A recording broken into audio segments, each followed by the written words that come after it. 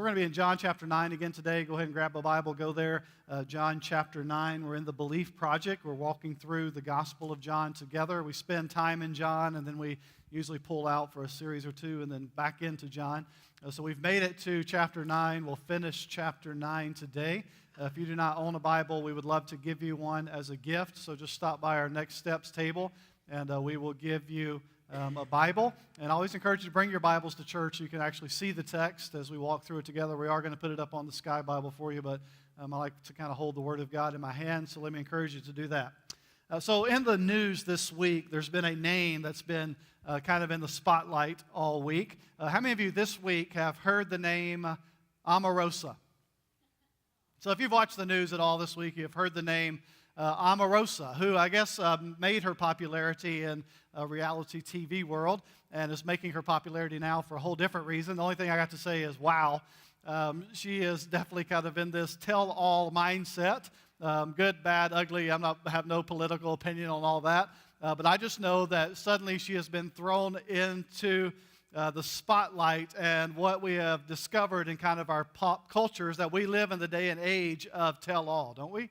There's tell-alls everywhere, memoirs everywhere. As a matter of fact, you can get rich by doing it, by writing tell-alls, particularly if you have an agenda. If your agenda is to get rich and appear on as many news venues as possible, talk shows as possible.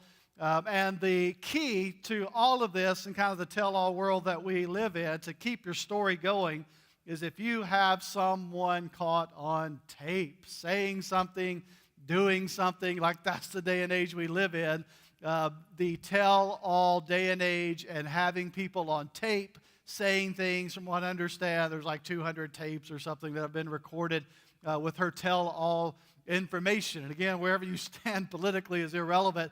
There is a tell-all memoir of secret recording devices have been used to tell all. And she's made an appearance on every network, it seems like, in 1 week's time. So we are in John's Gospel, which is a memoir, a tell-all from an insider, the very best friend of Jesus, the one who walked with him day in and day out, and we get to listen in to the tell-all, to the memoir. The Son of God has been having personal conversations with all types of people, religious people, leaders, blue-collar people, ostracized people, in our text, disabled people, friends, foes, crowds, and we get to listen in. We get to listen in to this tell-all, to these conversations that Jesus has been having. John, the best friend of Jesus, puts us in the arena.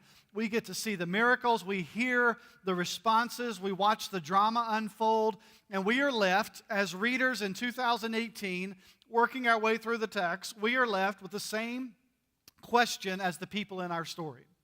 Will we believe in the Jesus of John's story? Will we believe in Jesus as the Son of God, as the Messiah? And we are forced into this question of, will we believe in the Jesus in John's story, right? Like not the Jesus of our own making and who we want Jesus to be, but we are left in the text with, this is who Jesus claims to be. Will you believe in him? So we're going to jump back into our story. I love John chapter 9. I love the story in John chapter 9. You'll kind of see why in a few moments. Let me bring us back up to speed. John 9, verse 1. As this is Jesus, passed by, he saw a man blind from birth, and his disciples asked him, Rabbi, who sinned, this man or his parents, that he was born blind? Jesus answered, it was not this man who sinned or his parents, but that the works of God might be displayed in him. Jump down to verse 6. Having said these things, he spat on the ground, made mud with the saliva. He anointed the man's eyes with the mud and said to him, go wash in the pool of Siloam, which means sent. So he went and washed and came back seeing. So the context of our story is that there is this beggar who's been blind from birth who is healed. Now that seems like a reason to celebrate. That seems like a reason to throw a party. I mean, crank up, I don't know, Black Eyed Peas, I've Got a Feeling or something, right? Like, this is time for celebration. This is time for a party, but that's not what happens. Instead, this man becomes a talking point. He becomes a topic that invites discussion and argument. Even his friends and family get caught up in the controversy. And let me be quick to say that sadly, this controversy comes and stems primarily from the religious. So John puts us into this ancient version of a talk show. When you read this, it's like something straight off CNN, MSNBC, Fox, whatever your preferred network is. Like he puts us into that arena to be able to listen in on this conversation. So jump into verse 8. The neighbors and those who had seen him before as a beggar were saying, "Is not this the man who used to sit and beg?" Some said, "It is he." Others said, "No, but he is like him." He kept saying, "I am the man." So they said to him, "Then how are your eyes opened?" He answered, "The man called Jesus made mud, anointed my eyes, and said to me, 'Go to Siloam and wash.' So I went, washed, and received my sight." They said to him, "Where is he?" He said, "I do not know." So this conversation is happening. Is this the guy? Is he a look-alike of the guy? And so I always find it amusing. They're having this conversation while the man's over there like, "It's me. It's me. It is me." I don't think that's the proper English. It is me. It should be, "It is I." Is that right, English people? It is I, which maybe that's ironic. It is I, blind man, seeing. It is I, E-Y-E, maybe. But here's this guy like, "I'm the guy. I'm the man. Stop talking about it. I'm him. I am the man." And so the response is, "Well, where's Jesus? If you're the guy, if you've been healed by Jesus, where is Jesus?" And his response is, "I don't know. I was blind. I can't see. He sent me to the pool to wash. I don't know what Jesus even looks like. What I do know is I was blind, and now I can see." And so we jump back into verse 13. We covered first 12 verses last week. So verse 13. So they brought him to the Pharisees, the man who had formerly been blind. Now it was a Sabbath day when Jesus made the mud and opened the eyes. So the Pharisees again asked him how he had received his sight. And he said to them, "He put mud on my eyes, I washed, and I see."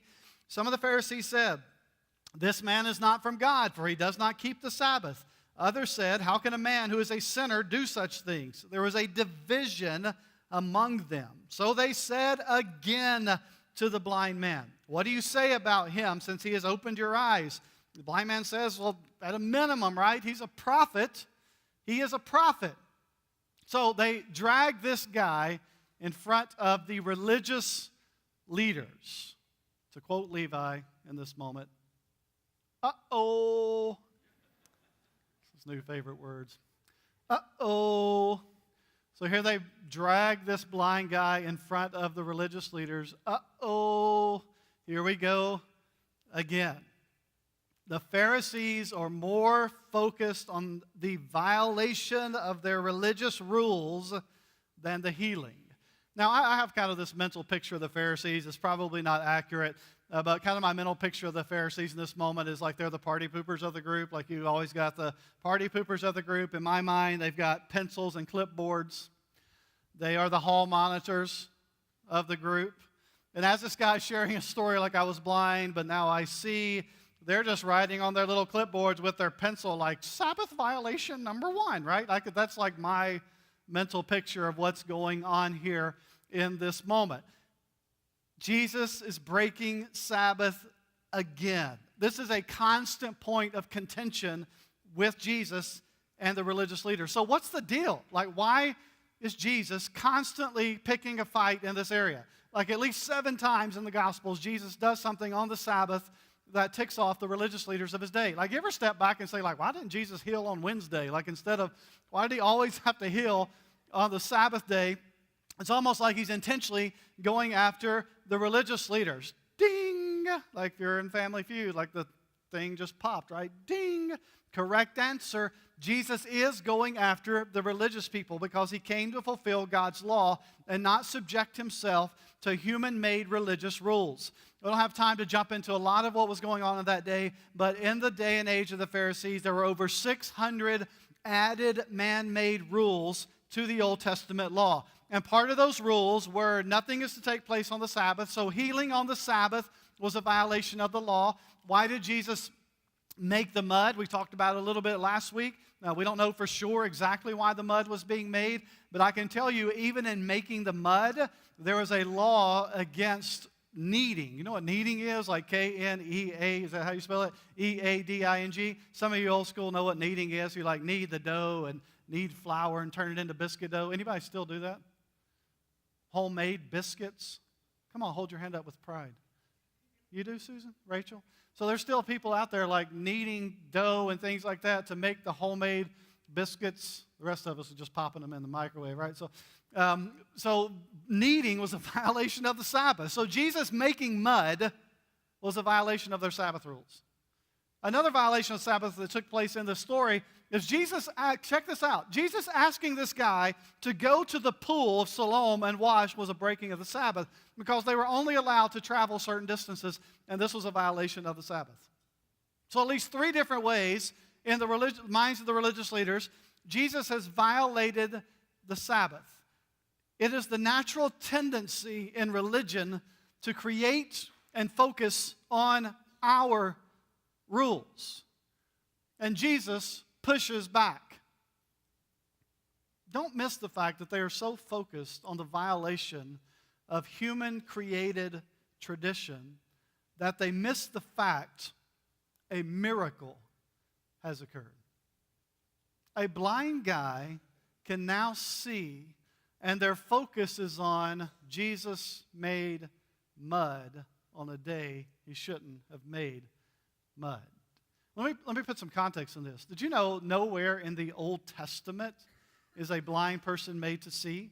Like we think about miracles in the Old Testament, we think about all these things that happen in the Old Testament, how God spoke in different ways in the Old Testament, and then as kind of salvation history unfolds, that Jesus interacts, or God interacts differently in the time of Jesus forward.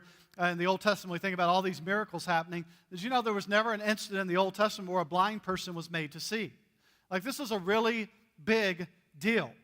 And so I think that's repeatedly why in the text we are told story after story that Jesus healed blind people. He healed blind people. So they don't know what to do with Jesus. Is he from God? How can he be from God and violate our human-made rules? How can he be a sinner and make blind people see? So there's this internal divide happening over Jesus. So again, they ask the blind dude, like religious authorities, picture this, religious authorities asking the opinion of a beggar because they're still unsure who Jesus is. And the beggar's like, I don't know, like at a minimum he's got to be a prophet, right? So Isaiah 61 prophesies that when the Messiah comes, he will open blinded eyes. So at a minimum in this guy's mind, Jesus is the great prophet of the Old Testament. But I just think it's so amusing that they are going back to the blind guy again. Like they're the religious authorities, and here they go back to the blind guy again. So jump in 18. So that's not good enough. So what's their next step? The Jews did not believe that he had been blind. They still don't believe this guy. They don't believe that he had been blind and received his sight until they called the parents of the man who had received his sight, and they asked him, is this your son, who you say was born blind? How then does he now see? His parents answered, we know that this is our son and that he was born blind, but how he can now see we do not know, nor do we know who opened his eyes. Ask him. He's of age. He will speak for himself. His parents said these things. Check this little parenthesis out. His parents said these things because they feared the Jews. For the Jews had already agreed that if anyone should confess Jesus to be the Messiah, the Christ, he was to be put out of the synagogue. Therefore, the parents said, he's of age, ask him. So they bring in dad and mom. And they have 2 primary questions. Is this your son? How does he see? Number one, they answer, yep, that's our boy. Question number 2, they don't answer. He's a grown man. Ask him. Like you don't need us. Ask him. That's our son. Go ask him. So their kind of conspiracy theories ruined when they asked the parents. And I like that they pinned it on their beggar boy. because they're afraid of getting the boot from the temple. That was a status thing in that day and age. They feared the Jews. They feared they were going to get kicked out of the temple, to be ostracized from being able to enter the temple. It was like a big no-no. It was a big status symbol. And so they were more concerned about their status than they were even pointing out, yeah, that's our boy, and he was healed. So they're willing to pin all of this on their son, who is a blind beggar, blind from birth. They're willing to pin it all on him to protect their own status. There's a whole sermon in there I don't have time to get into. So that's what happens with the parents. Pin it on him. So let's bring back the star witness. They say, we have answers. We're going to disguise them as questions, but we have answers for this boy. Now, they're not going to ask him like unanswerable questions. There's a lot of, I was talking with the family this week, there's a lot of unanswerable questions that are out there that even in our kind of scientific day and age, there's still a lot of things we don't know, right? Unanswerable questions. Like some of my favorites, like, why is a yawn contagious? Why is it? Don't yawn. You're doing it now, so I'm going to yawn. And then one person does, I'll see all you guys yawning. And then there's like more practical ones, like why do we put pizza in a square box instead of a round box? I mean, these are just unanswerable questions in my mind that are obviously not unanswerable ones in your mind. Let's go back to the text. 24, bring the star witness back. For the second time they called the man who had been blind and said to him, give glory to God. We know that this man is a sinner. 25, he answers, whether he's a sinner or not, I do not know. One thing I do know, that though I was blind, now I see. Religious leaders, give glory to God. Jesus is a sinner. Blind dude, I don't know if he's a sinner or not a sinner. What I do know is I couldn't see, and now I can see. Verse 26, this dialogue continues. They said to him, what did he do to you? How did he open your eyes? He answered them, I have told you already, and you would not listen. Why do you want to hear it again? And then this is my favorite line in all this conversation. Do you also want to become his disciples? Religious leaders, how did it happen? What did he do? Blind dude. Already told you. You will not listen. Why are you asking me again? Do you also want to follow him? Man, this guy has the spiritual gift of sarcasm. I love it. Like, this is like, he's so saucy in this moment. Like, you want to follow him? It's like, why are you asking me again? I've already told you. Oh, I get it. You want to be one of his disciples too. Like, he is saying this to the people that hate Jesus, have made it known that they hate Jesus, are trying to destroy Jesus. And in his sarcastic moment, he turns it back on them and says, oh, you must want to follow him too. Well, their response is what you think it would be. They're ticked at this response, and so they reviled him. This is like a strong word in the original language. They reviled him, saying, you are his disciple, but we are disciples of Moses. We know that God has spoken to Moses, but as for this man, we do not know where he comes from. So they're ticked at this guy, and so their next kind of line of offense on this is they insult and berate the blind guy who's been healed. Like, that's what they choose to do next. So the religious leaders bring this guy in. How did it happen? I don't know. How did it happen? I already told you I don't know. Do you also want to be one of his disciples? Their response is, hey, let's humiliate, insult, and berate the guy that's been a beggar his whole life and is blind. Let's do a verbal takedown of this guy. So that kind of lets us know the mindset of the religious in that day. So they go back to the Moses card. We are followers of Moses. We are followers of the law. How dare you challenge the rules? In my experience, the religious world in which I grew up, and I have dealt with my own self-righteousness, as many of you know, kind of know my story of the religious world I grew up in. There is a tendency with more human-created, I'm not talking about biblical principles, I'm talking about more human-created rules. The more tendency we are to feel superior, the more tendency we are to feel more righteous than other people, to act superior, to feel superior, to point our fingers at other people, like we see that displayed in the religious leaders. Here's our long list of rules. We're the righteous. We are the religious. We are superior. We're the followers of Moses. You're not. Look how big and awesome and superior we are. Who are you to challenge us? We are the religious people. Sadly, this attitude hasn't been done away with in modern day religion, has it? Some of you have left churches because of it. Some of you have gone away from God at times in your life because of it. Because our tendency in religious circles is to make our rules and the things that we add to the text the determiner for what's right and wrong or righteous. And we see it displayed constantly in the conversation between Jesus and the religious leaders. So verse 30,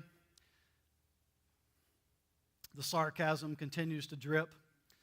The man answered, "Why, this is an amazing thing.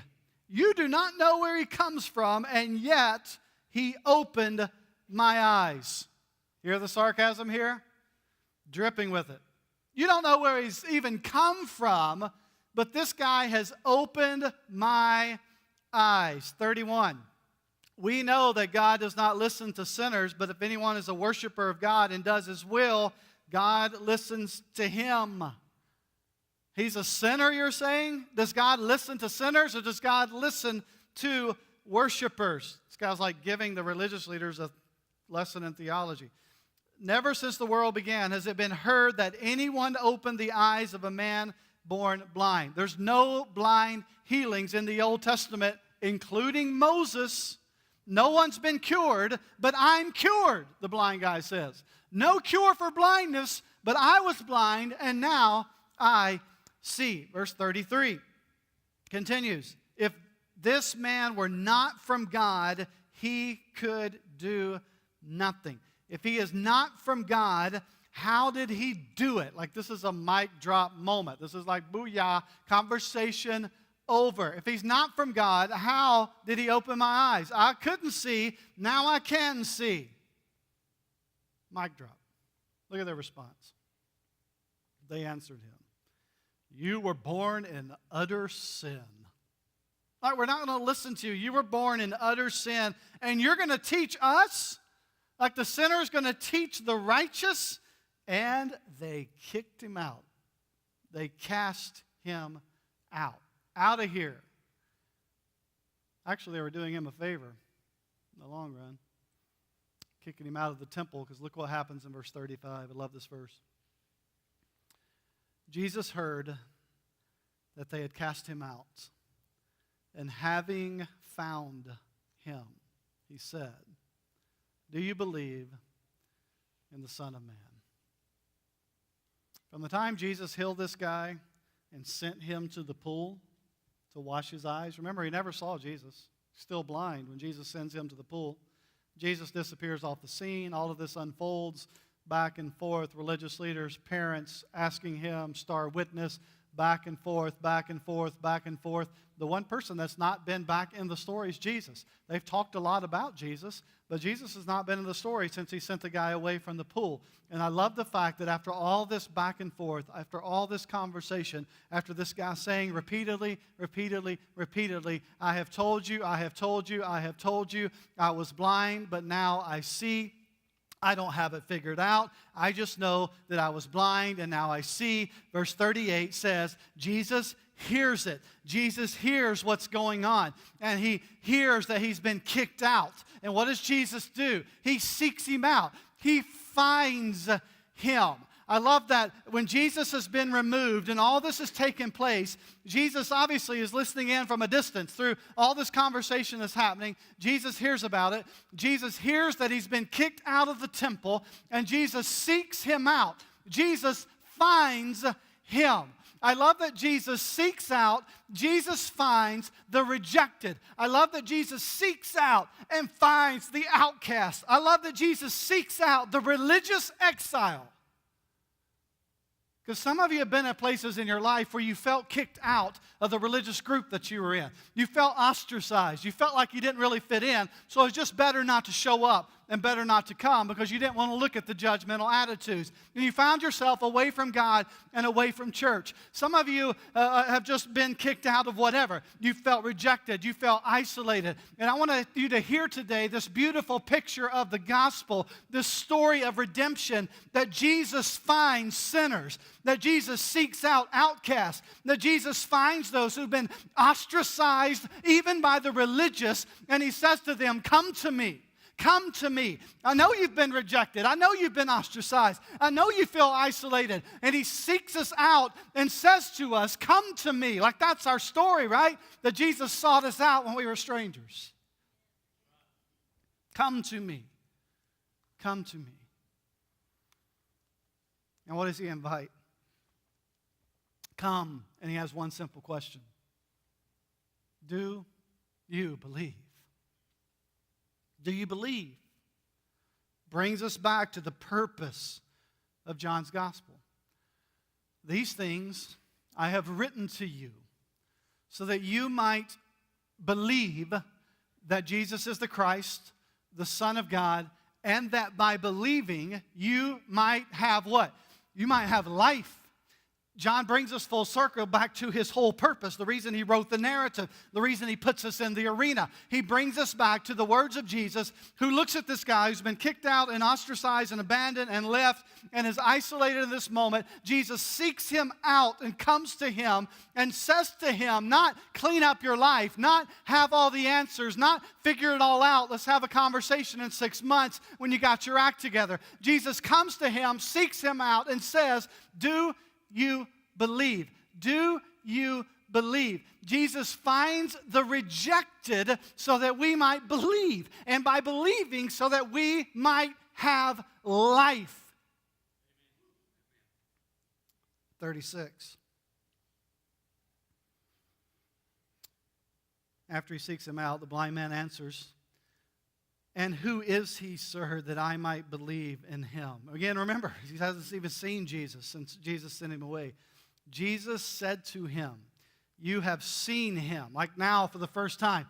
"You have seen him, and it is he who is speaking to you." Look at his simple faith response. He said, "Lord, I believe." And he did what? And he worshiped him. Lord, I believe. Simple words of faith, right? Lord, I believe. I believe. Who is he? Who is he that I might believe in him? Jesus says, "It's me. I'm the one." And he says, "Lord, I believe." Very simple words of faith. And then his immediate response to this moment of faith is to do what? To worship Jesus. His immediate reaction is to worship. Now, this word worship is an interesting word in the original language. It's the word that means to literally bow down on your face before a king, to pay homage to a king. It doesn't mean to stand up. It doesn't mean to, just kind of be there in pride. It's the word of absolute humility that the word picture in the New Testament, when this word is used, is to literally to fall on your face on the ground before a king. That's the word that's used here for the word worship, because worship is a reaction to a realization. It is a reaction to a realization of what has happened. The reason that most of us really don't understand what worship is because we fail to recognize the depth of our sin and the magnitude of his grace.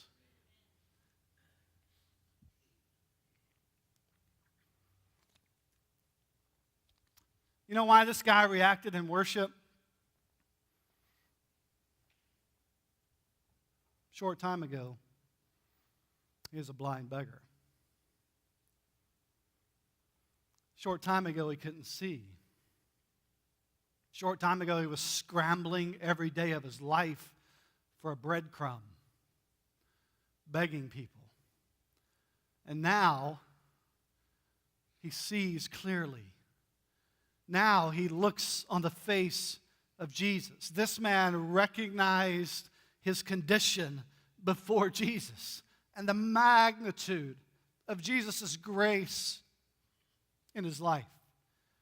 You see, if we got this, we couldn't be silenced. Remember that old Crowder tunes, like the name of it was Undignified? Like, I'll get even more undignified than this. And I always got cracked up like when we sang that as a worship tune in churches, because like we're singing about undignified. Most of us are just like this, mumbling the words, I'll become even more undignified than this. No, please don't. Like, please don't get more undignified than you are right now, because I'm not sure we could contain you in the building. If you got any more undignified, I will dance, I will sing. What? Like, no, well, don't get any more undignified. Things might get a little crazy in here.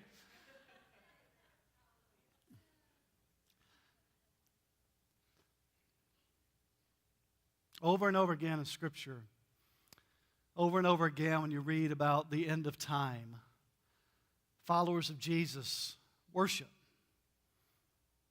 They fall on their face, they adore the King, because it's a natural response when you've been made to see.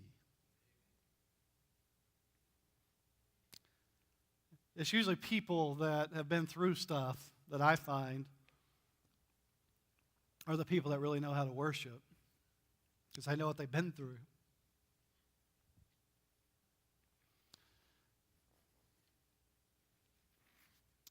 It's people that have been sought out and found and pursued that know how to worship, because they know what it's like to be away. They know what it's like to be blind.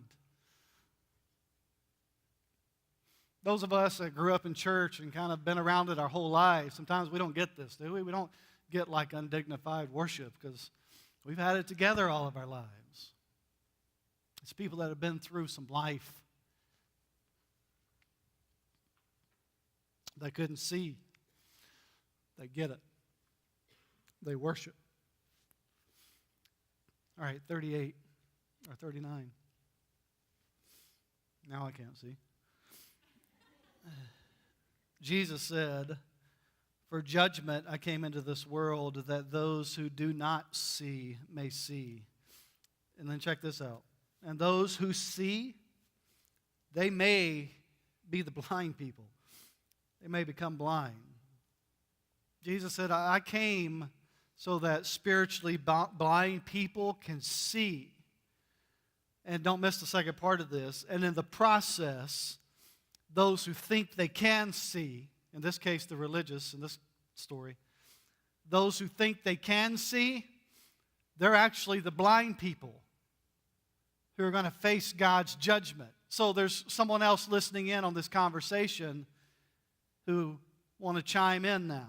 Verse 40, some of the Pharisees near him, they didn't disappear. They're still there watching all this unfold. They're watching this blind beggar on his face worshiping Jesus. Man, they've got an opinion. Some of the Pharisees near him heard these things and said to him, "Are we blind? Are we also blind?" 41, Jesus says to them, "If you were blind, you would have no guilt. Just now that you say we see, your guilt remains." Jesus says, or Pharisees say, "So Jesus, are you saying that we're the blind ones?" And Jesus says, "You got it. You got it. You're the blind ones." And he'll say in another verse, "Sadly, you're the blind ones who are leading other blind people into the ditch, because you can't even see, and you're the ones that are supposed to be leading people." It's the blind leading the blind, Jesus says in another text.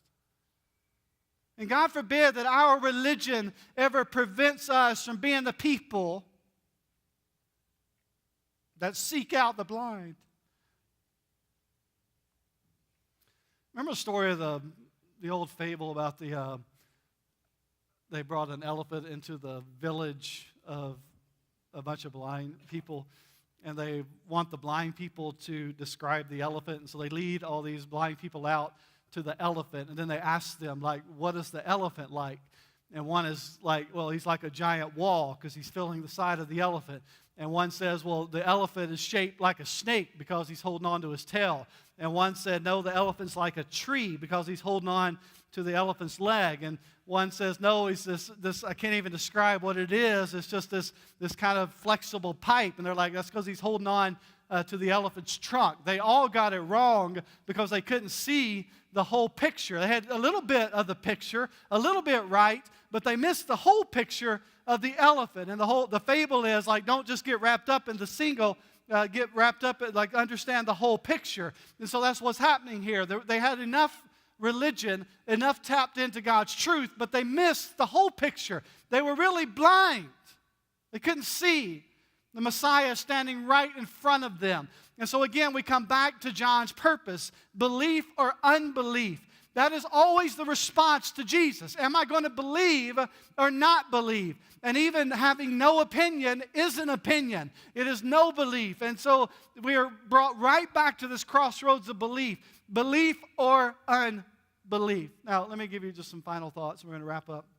And this is particularly about spiritual blindness. First, I want to say that spiritual blindness is incurable outside of Jesus. It's incurable outside of Jesus. This is all in the context of Jesus saying, I am the light of the world. I'm the light of the world. I'm the only way to see spiritually. Spiritual blindness is incurable outside of Jesus. So what I'm saying to you is you can't be good enough. You can't be moral enough. You can't be righteous enough to earn spiritual sight. You can't squint your way to heaven. You're blind. You can't see. The follow-up with that is spiritual blindness is incurable. Spiritually blind people, they can't see clearly. You can't see clearly. Your picture of God is distorted outside of Jesus. Your picture of yourself is distorted outside of Jesus. You can't even understand yourself clearly outside of grace. You can't see other people clearly outside of God's spiritual cure in your life. Spiritual blindness distorts who you are. It distorts your vision of who God is. It distorts your vision of who Jesus is. It distorts your vision of who you are, who other people are. I love that when people come to faith in Jesus, that they begin to see clearly. They see things differently about themselves and other people and about God. And this is a journey, right? Like, we don't have it all figured out. It's not like, all right, now I can see everything clearly. It's still a journey.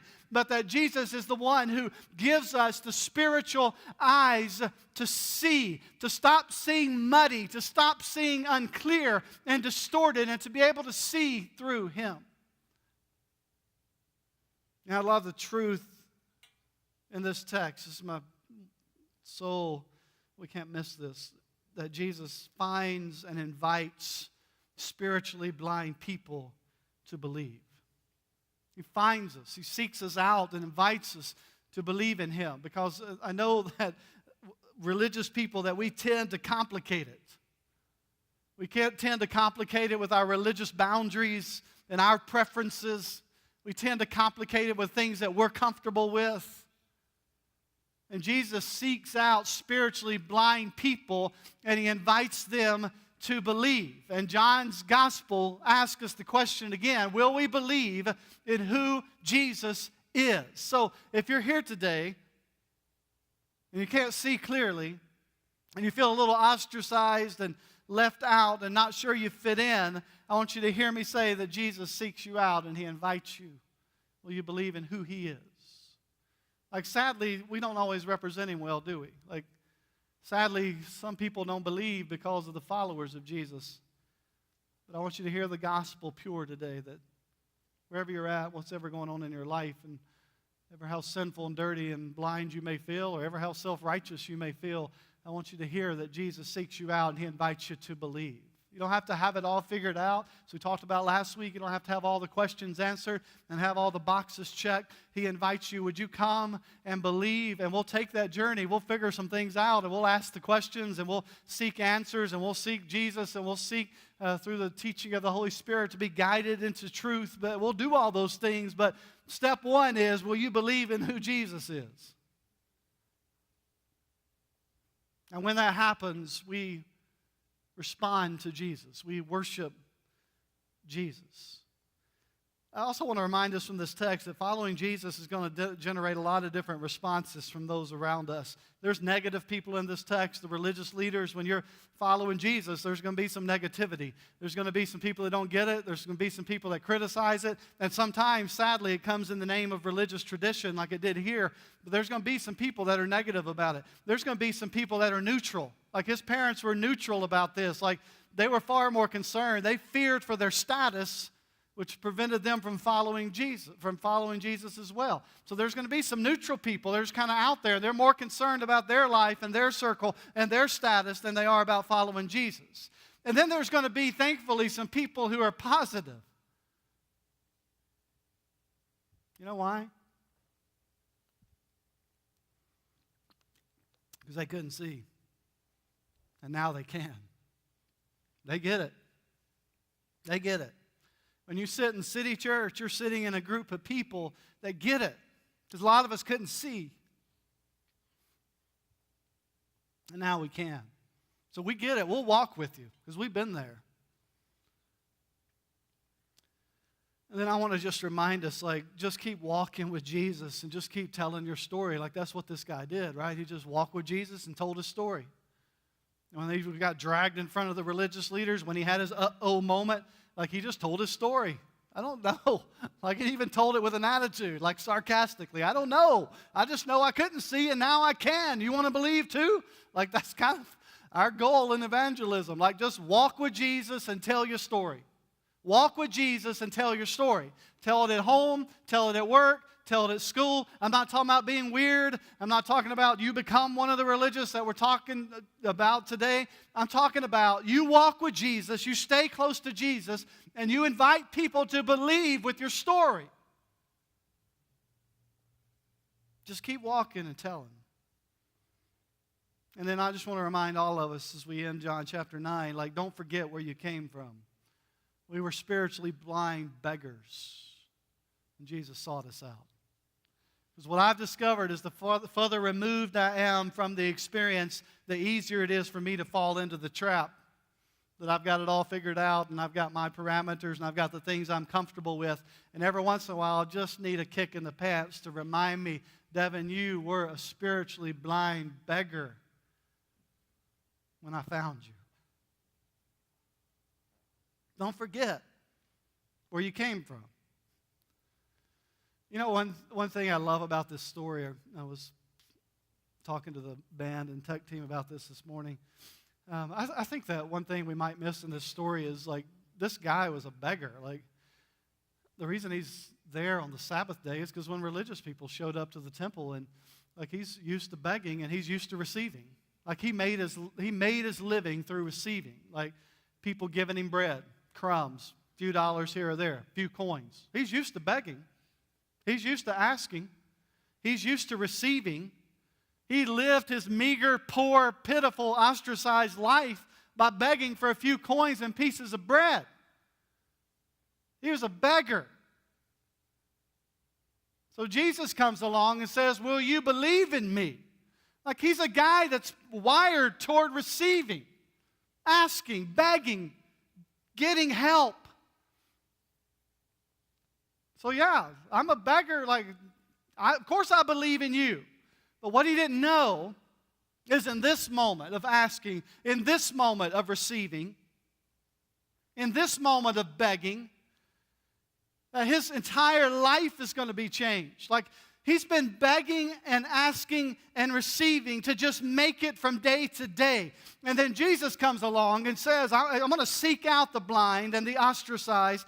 Will you believe in me? And when he receives this time, everything changes because those that believe, they receive life. Like this guy's life's forever changed. Don't lose sight of the fact that we are beggars in need of Jesus, that we are beggars in need of bread. I want to live my life with the mindset I'm a spiritually blind beggar who's been made to see. D.T. Niles was a pastor in Sri Lanka. that made this statement that became very public and has been in a ton of books and evangelism movements. When he was asked one time, "What is evangelism?" his response was this: "Evangelism is one beggar telling another beggar where to find the bread." Isn't that it?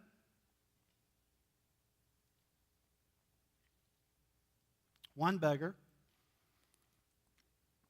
who's been made to see,